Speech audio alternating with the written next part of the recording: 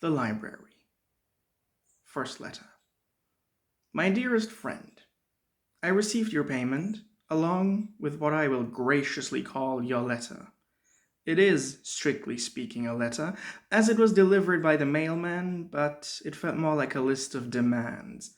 Which, of course, it is. After all, you are ordering me to send you certain volumes, a wish I intend to comply with as soon as I have finished writing this missive. For I feel like a relationship such as ours should be more than a mere business transaction. Do we not share a common interest? Is that not the reason you sought me out? Because you knew that the inexorable depths of my library hold the knowledge you most desire.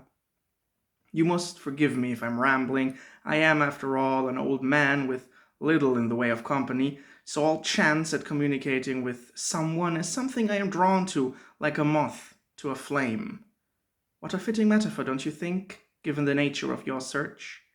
Truth be told, when you first contacted me, I was not sure what to make of you. The questions you seemed to want to answer seemed broad, seemed to remain on the surface. I was not sure if you ever would try to go beyond, to go down into those unfathomable depths. I remember your first letter very well, if only because it was an actual letter. You were testing me, were you not?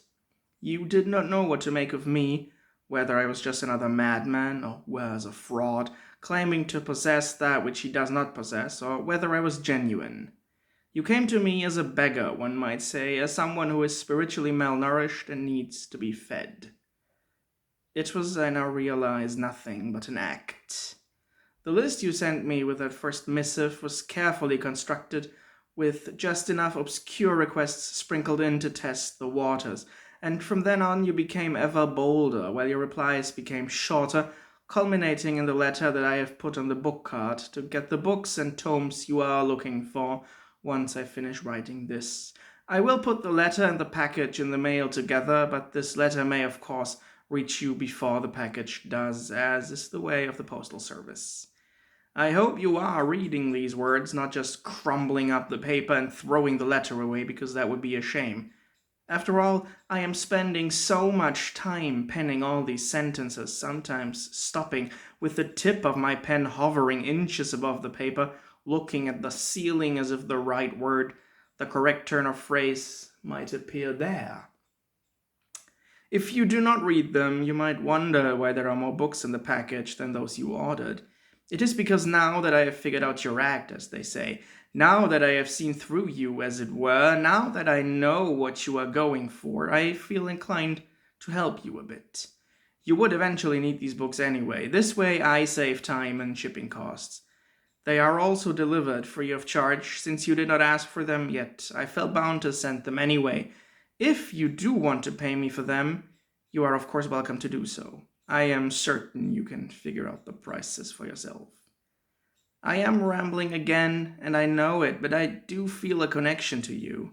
I wanted to write, weird as it may sound, but it does not sound weird given the nature of our search, and so I feel it important to share these thoughts with you. You might probably ignore them, as you always do. I will admit, my first letter to you was brief, even curt, but as I said above, I did not know what to make of you.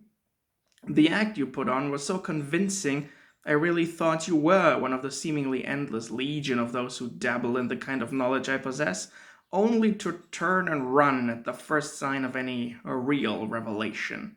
I realize now that I should have seen the signs, that some of your more obscure requests should have tipped me off, so to speak, but I did not. And I want to apologize for that, because I feel that we could benefit off of each other, more so than we already do in the strictly business-like partnership we currently are engaged in. I know that ultimately we all have to make our own path when we engage on this journey, that we all are alone with our thoughts in that all-pervading darkness that we seek and then seek to conquer. But just because we have to face it alone doesn't mean we have to be on our own while doing so. If that sounds paradoxical to you, you clearly are not as far along your path as I would assume you are. I am, of course, not asking entirely unselfishly. I want to satiate my curiosity as much as I want to help you sate yours. So please tell me if you would, Why do you do it? Why did you start to go down the path you are on, and are you determined to see through to the end? Because I feel just from looking at your lists that you are getting close to a point of no return, as they say, a point where you will ascend to the stars to sink in the darkness between them. And I want to know that you are prepared for what lies ahead, and I want to know why you do it. I will in turn naturally share my own experiences with you, share with you my path and my journey, the stories I've heard and the wonders I've seen. I might even tell you how I came to build this archive, this library, which has now become a bookstore, despite all my wishes and convictions. At first, I considered it to be a failure, the fact that I had to convert my host of knowledge into a temple of commerce, but now I see that maybe, just maybe, this was the right decision. But I do not want to bore you with the details at this stage. After all, my story draws to an end, or may even be over already, some might say, whereas yours just is beginning. So please indulge me a bit. I am not asking as a friend, because I am not certain we should or even could use these terms in a relationship such as ours. I am asking as a collector of knowledge, a scholar and scribe, and, lest we forget, an old man devoid of company. I thank you in advance for humoring me and look forward to your next message. The letter sent in reply. Letter and package received. Thanks for further books. Payment has been delivered. Attached list of new books. Speedy delivery welcome. The third letter. My dearest friend, I cannot say I am surprised by your latest missive, but I am a bit disappointed. Here I was, opening up to you, engaging in communication, doing what I could to build a relationship, which is, by its very nature, an intimate one. And what is the reward? What is the fruit of all my labors? A message that feels shorter than a telegram, scrawled hastily on a scrap of paper. A scrap of paper that was clearly torn off some other, larger piece. You can see the jagged edges. It was callously ripped off, a mere afterthought to the list. For of course you sent me a list as well, a list of the volumes you're requesting. This list is handwritten, same as the note, but you would not know it just by looking at it, given the care that went into writing out every author, every title, every little bit of information you want to give me. There are even some annotations here that are supposed to guide me through the library, I assume. You sat down and with great and deliberate care wrote out this list, and then, when you were getting ready to send it off, you remembered that I wrote you a letter, so you hastily tore off a scrap of some piece of dirty paper which you had lying around, and you attached it to the list with a paper clip. And to add insult to injury, what you are requesting are some of the most valuable books in my possession. These are the volumes I would only send out to trusted customers, which is the main reason I still have them. And even back when I had a library, these books were never checked out by anyone. They have not been opened in decades, maybe even longer. I was looking forward to the day you would request them, you know? I was looking forward to finally having someone I can trust enough to actually allow these books to leave my hands, and then this happens! You slap me in the face while simultaneously demanding that I clean your shoes. The hand holding my pen trembles with a barely suppressed rage. There is no wistful looking up to try and find the right turn of phrase. There is only this anger which seems to allow the words to spill forth on the page as if borne on wings of liquid fire. I cannot at this time continue writing. I am too angry and, dare I say it, too hurt by your conduct. I'm of half a mind to just send this back to you and just be done with the whole sorry business, but I cannot allow my emotions to get the better of me like that. Instead, I will try to calm down and return to this letter later. Hopefully by then I will be in a calmer state of mind. Later. I needed that. I went deep into the library and looked at the volumes requested, put some of them on the cart even, trying to imagine your body hunched over them, trying to unravel the deepest secrets that the darkness holds. But do I trust you enough to give them to you? Dare I put my trust into someone such as you, someone whose conduct is like yours? You might argue that you have given me no reason to not trust you. After all, you know what you're looking for.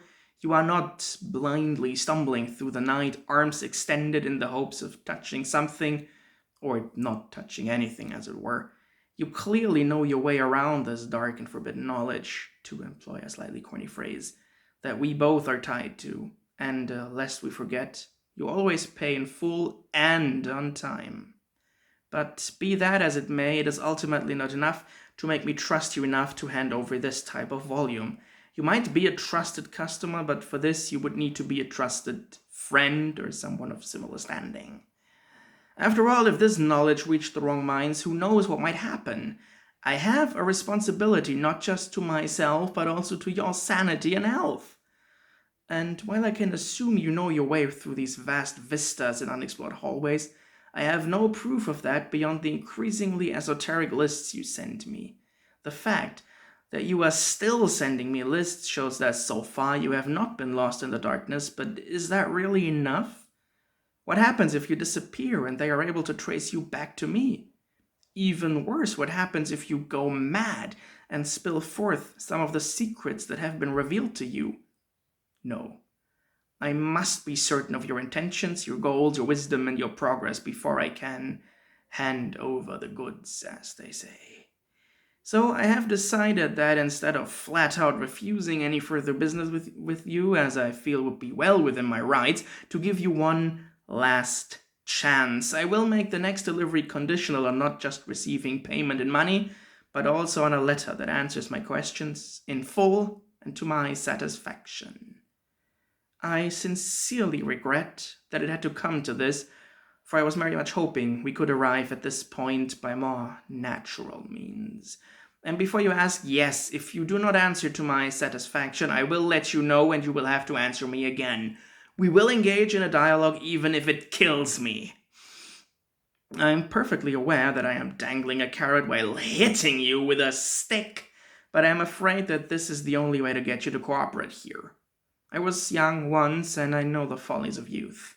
Looking back, that is indeed one of my major regrets. Not talking enough, not listening enough, not taking on a companion or mentor on my journey into the darkness between the stars.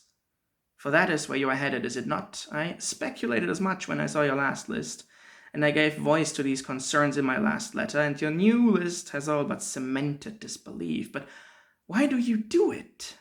I will not claim that you need the right reasons to do it, or that there even are any such right reasons, but I still want to know yours. Maybe I want to compare them to my own even, all those years back when I undertook the journey. And are you not curious to know why I ended up where I am now, when and how I returned from the cosmos? I could give you the answers now, of course, but I feel like that would be anticlimactic. I hope you understand why I had to make this decision. You are probably, when reading these lines, angrily shouting about me being a stubborn old fool, and you're not wrong in thinking that, but that does not change the fact that in the end, I am the one who has power over you here and not the other way around.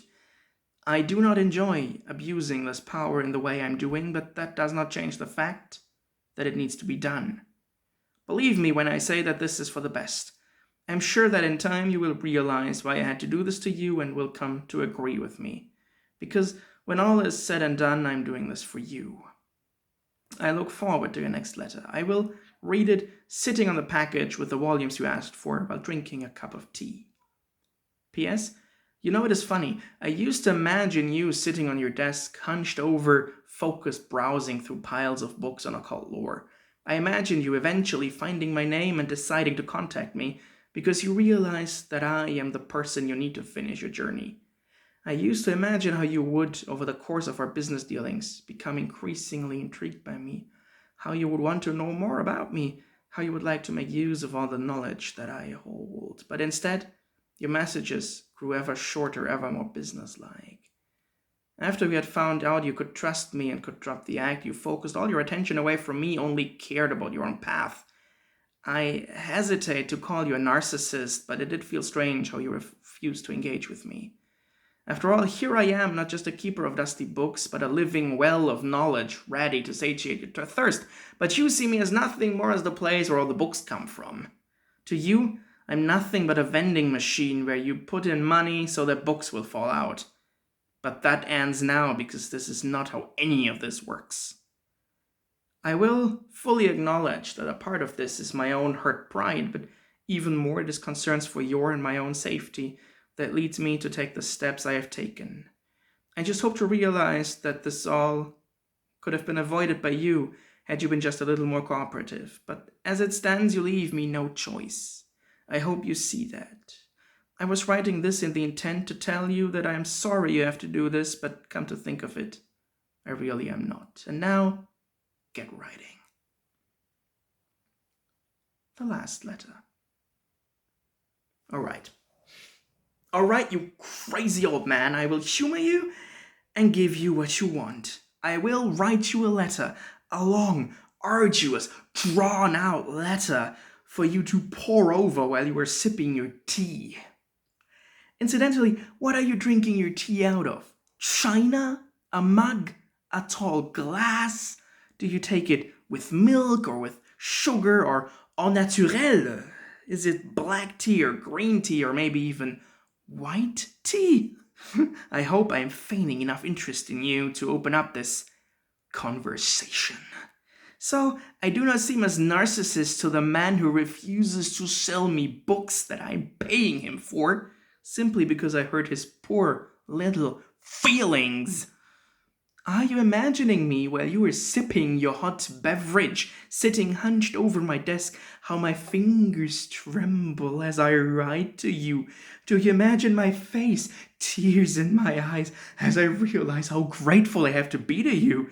Do you tell yourself that I am in awe of you, that I look up to you, want you as my mentor and guide, my friend and lifelong partner? Do your fingers wander from the handle of your cup down to your stained trousers to fondle whatever is left hanging between your legs? Or can you imagine, from seeing my scrawl, how I feel about you for being a pain in my ass? Can you imagine how fucking angry you make me, you insipid little failure? I'm sorry, I did not mean to insult you too much. After all, you do hold so much power over me if you refuse to sell me things, to engage in the very trade that you have chosen as yours as soon as you realize that you were not able to cut it as a seeker or scholar. How much do you have to fail as a librarian to sell the very things that make you what you are? But of course that is a moot question, one that you will not be able to answer. After all, you did not create the library which you are now scattering into the winds. You merely managed to scam someone who actually deserves to be called a scholar out of their life's work, and even the police do not care. We both know why and how they disappeared. I hope it sits on your conscience while you sit at their desk and pen these lines to me. Did it ever occur to you that you would have more people to talk to if you weren't such a washed-out has-been with a penchant for backstabbing both literally and figuratively? I know, I should be answering your questions. After all, you were just looking out for me, you just want what's best for me. I was touched, really, when I read those lines.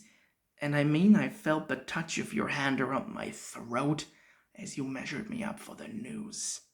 A metaphor that you might find strange, but which is quite fitting. You failed to make it on your own. Twice! And so now you try to leech off anyone who manages to go where you never could, where you never dared to go because you were too afraid. Make fun of those coming to you wanting to dabble in the occult all you want. We both know that you mostly despise them because they remind you of yourself. I was, to tell the truth, not surprised that you fell for the act I was putting up. After all, not falling for it would have meant for you to actually look at something other than yourself for just a second or two. But, as is your usual style, you draw the wrong conclusions, the ones that serve to benefit you. I have some unpleasant news for you. The world does not revolve around you. And it never will. And even if you manage to transcend beyond, it would not make you suddenly the center of the universe. Quite the contrary, actually, which of course you would know if you had ever bothered to read the books you're peddling and trying to understand them. I know, you have experiences, but all of them amount to nothing. Most of them are the tall tales told by those too old to remember how it actually was, and most of them are not even your own stories, but those you leeched off others. Kinda like you want to leech off of me, but I see through you. I was, to be brutally honest, which I have been this entire letter, so I stop now, testing the waters, trying to get a grasp of who and what you are. I'm surprised that you actually managed to figure that out and even do it all by yourself. What I'm less surprised by is the fact that you drew absolutely the wrong conclusions. I had found references to you, yes, and I had found references to library, and then I had found one or two accusations that you had taken over and were just pissing it all away, but I refused to believe that. I knew the person who was running the library originally, and I simply refused to believe that their life's work could have fallen into the grubby hands of one such as you. So I tested you. I saw how far you were willing to go. I wanted to see if there were any lines you would not cross, if there was anything you would refuse to do, and there was nothing. The fact that you are not only giving away some of these priceless artifacts for free, and are now willing to comply with my latest request shows me that you are not only an abysmal scholar, but an even worse businessman. You are a vulture with a gun, shooting your prey, picking the carcass clean, sucking the marrow from the bones, and then moving on, leaving behind nothing but a few scraps of memory of that which you destroyed. This metaphor is, to put it mildly, so correct as to almost be mimetic. I reckon all the mirrors in the library have been shattered by now because they cannot bear to look at you, and I cannot blame them. So it is up to me to use this letter to throw your reflection back at you. You know, I was originally going to end this on a tirade where I tell you how much you disgust me, maybe even going so far as to proclaim my hatred for you, but now that I have said my piece, I don't think I will do that. Honestly, I feel sorry for you. I feel sorry for you that you have to suffer such an empty, brief, meaningless existence like a bloated swamp fly that has been set on fire. Another metaphor that cuts like a knife and rips you to shreds.